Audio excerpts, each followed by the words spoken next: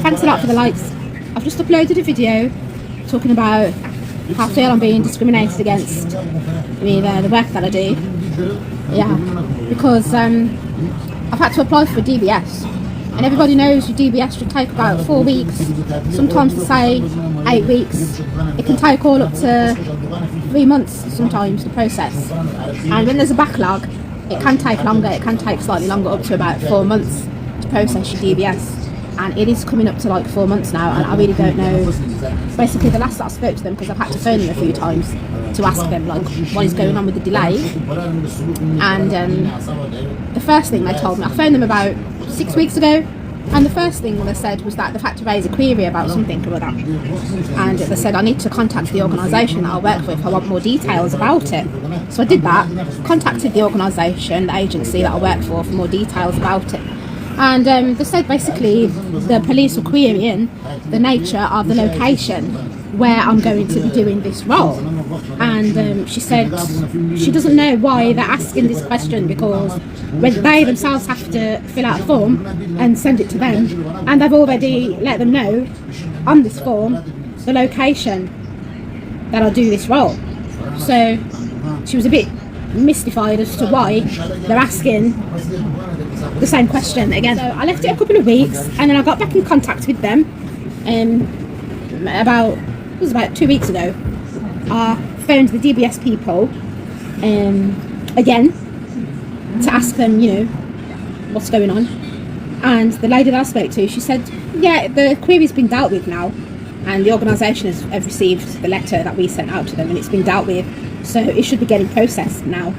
I said, okay then. I said, well, I'm still waiting for my DBS, yeah, because it has to come through the post. And she said, okay, well, what I'm going to do is escalate it and send it as like priority. This is what she said. I said, okay then. So that was like 2 weeks ago. So priority to me means that I should have received it by now, and I'm still waiting for it. So I really don't know what the police, why they're just holding on to my DBS for. You know, unless there's some sort of backlog that they're dealing with. I really don't know what they're doing with my DBS. Like, I need my DBS, yeah, so that I can go back to work, start earning some money, yeah, because things cost money. And if I'm not earning any money, then I'm very limited and very restricted with my output, you know, what I can do in my life. So, as usual, I just feel like this country, you know, this police, whoever the authorities, they just keep taking big mickey, big piss take, you know. And it gets really boring. It does get. You have to excuse my hair because I replaited my hair and I haven't finished it yet. I need to neaten it up, so excuse me. Discussions with somebody about discrimination in the workforce. You know, how people, like, if you've got disability, you know, or additional need, how you can be discriminated against in the workforce. You know, and my contribution to the discussion was that, well, you know, there are laws against discrimination, there are laws about these things, you know, but we all know, despite the laws, I said, you know, there's things called protected characteristics, you know, and there are laws to protect certain individuals against discrimination, but even though there are, we all know that discrimination does still exist. And the reason why it exists in these organisations is because no matter how much, you know, the institutions, the organisations, the companies are putting forth their own protocols, you know, and abiding by, you know, their own codes of conduct and policies and all of this, you know, the institutions are run by people, human beings, and human beings come with bias. You know, they come with their own ideas, notions about other people. So it's not something that we can escape. But we do have people in the country, such as Prince William, such as like Kate Middleton, who are ambassadors for things such as mental health. And I think Kate Middleton, she's supposed to be an ambassador for mental health and well-being in the workforce. I was letting the person know who I was talking to that you know, things are being done, you know, to protect people's characteristics. When I say protected characteristics, there's things such as disability, age, sex, gender. You know, these are things. If a woman's pregnant, these are things that people can be discriminated against. You know, even though it does happen. You know, but a lot more is supposed to be being done about these things, because a lot more people are experiencing mental health and well-being. You know, we're having complete global shifts, and life is very different. It's a lot more stressful than it used to be, say 20-30 years ago. And so they're having to make spaces in the workforce for more inclusivity and for these things, for things such as, you know, people to have like time out if they're having a stressful period, or you know, if they're experiencing certain like discrimination because of an additional need or because of a disability. You know, awareness is being raised a lot more about these things, and it should be raised a lot more about these things to make us all feel more inclusive. So for example, he was talking about, you know, because he has a certain disability, but I wanted to mention, but I didn't actually mention, you know, my own case, you know, people that I know, not necessarily race.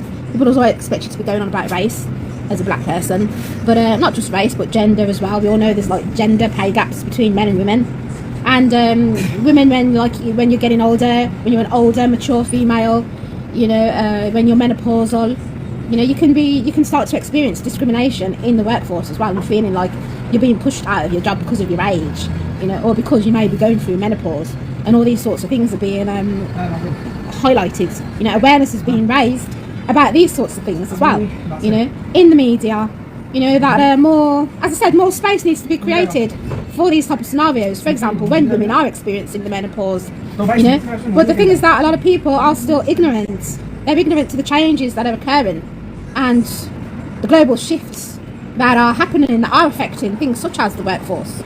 You know, so this is what I wanted my topic of conversation to be for today. Let me know in the chat if you've experienced, let me know in the chat about your experiences of life in the UK, of work in the UK.